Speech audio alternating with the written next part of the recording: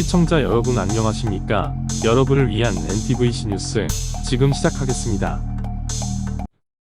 흔히들 고구려의 광개토대왕이라 하면 한국사의 대표적인 정복군주로서 알려져 있지만 그 큰아버지인 소수림왕의 역할을 경시하곤 하는데요.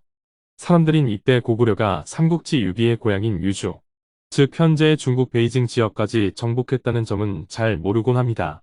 당시 중국의 격전지이자 현 중국의 수도권까지 정복했던 소수림왕의 업적, NTVC 뉴스와 함께 알아보겠습니다. 소수림왕은 쇠락해가던 고구려의 전성기를 준비한 왕으로 한국 사상 최고의 정복군주로 손꼽히는 광개토대왕이 날아오를 준비를 한 사람입니다. 그 덕에 고구려는 한반도와 만주 및 요동 일대를 석권하여 명실상부한 지역 패권국으로 거듭났고 아시아 최강국 중 하나로 자리매김했습니다. 또한 소수림왕 스스로도 동시기 고구려의 라이벌이라고 할 수 있는 한반도의 백제와 중국의 후연왕조를 본격적으로 또하기 시작했습니다. 실제로 소수림왕은 중국의 핵심 지역인 하부, 즉 황하 북부에 있던 후연왕조를 격파하며 천하의 일대 파란을 일으켰는데요. 이것이 바로 고구려가 서기 370년 만리장성을 넘어 오늘날의 베이징 부근 일대까지 정복한 사건입니다.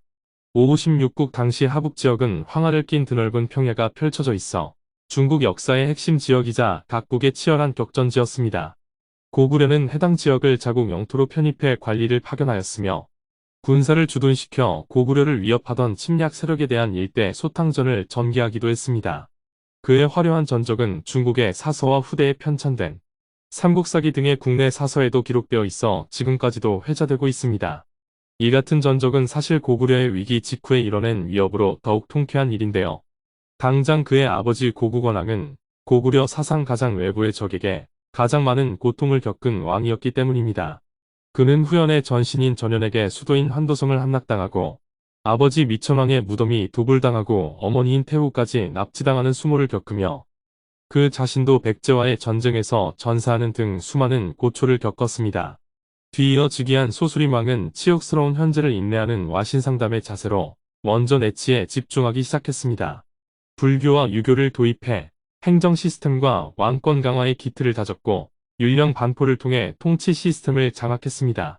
수도를 함락당하고 왕이 전사하자 그대로 고구려가 멸망했어도 이상하지 않은 상황이었지만 소수림왕은 재위 5년 만에 중앙집권과 부국강병이라는 국가의 기틀을 다잡아 다시 정복 사업에 성공할 정도로 나라를 재건해냈습니다.